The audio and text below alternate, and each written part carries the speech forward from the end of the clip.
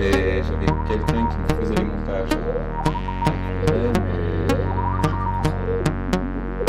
Mais encore une fois, c'est un aspect que j'affectionne. Donc même ici, je passe. Là, on a joué dimanche. Ouais. Voilà, donc j'ai passé mon lundi toute la journée sur Nantes.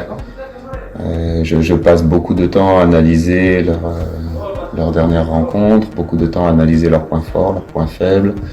Et après, je me projette par rapport à ce que j'ai dans mon effectif.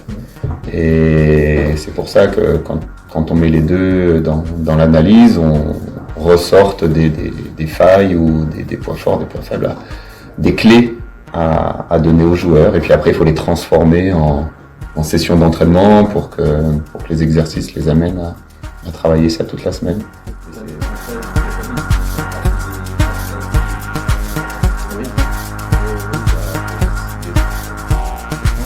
Les analystes m'aident aussi, eux, après, à faire le montage, me donnent un avis aussi sur ce qu'ils ont vu. Là, eux, déjà, travaillent par exemple sur Saint-Étienne. Moi, j'attends dimanche matin pour travailler sur Saint-Étienne. Mais eux, déjà, commencent à avoir une analyse sur le groupe. Et puis après, il y a leur analyse, il y a mon analyse. On met les deux et on ressort l'essentiel. Mais c'est peut-être la partie une des parties de mon métier que j'aime vraiment beaucoup. Mais c'est comme les joueurs. C'est tout faire pour ne pas avoir de regrets. C'est super important de faire le maximum pour que mes joueurs aient le maximum de clés. Mais j'ai préparé Brest aussi avec le maximum de clés, on en a pris 5. Enfin, voilà, il faut aussi avoir de l'humilité dans ce qu'on fait, parce que des fois, ça marche pas. C'est pas pour ça que j'ai pas préparé Rennes, c'est pas pour ça que j'ai pas préparé, voilà. Et à chaque fois, je me remets dedans et les joueurs aussi.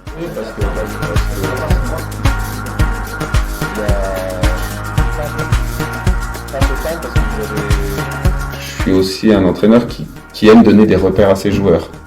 Donc si j'analysais que l'adversaire, je passerais d'un 3-4-3 à 4-2-3-1, 4... Enfin, je changerais beaucoup. Il y a, de la même manière que j'analyse mon adversaire, et on en avait parlé au départ, j'analyse énormément le mien d'effectif. Mes points forts, mes points faibles, individuels, collectifs, comment mettre les joueurs dans le meilleur... Ça, c'est ce que je vous ai dit aussi, que j'ai appris aussi le premier mois avec les joueurs qui sont arrivés petit à petit. Donc il faut que je prenne aussi ces paramètres en compte.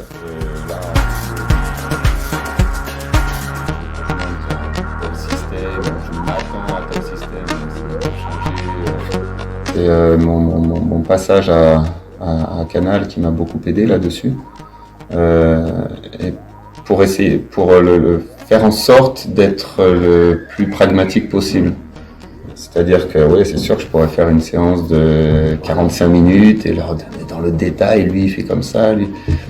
Je vais les perdre. Donc il faut que j'aille à l'essentiel, qu'ils retiennent les deux idées essentielles et à moi de les emmener là-dessus. Ce qu'ils voient, comme Xavier vous a dit, à J-1, en fait, moi je l'ai analysé le lundi là par exemple. Et on l'a travaillé toute la semaine. Eux, ils vont reconnaître à J-1 tout ce qu'ils ont travaillé dans la semaine. Ils ont préparé déjà ça. Après, c'est juste qu'ils le mettent en image.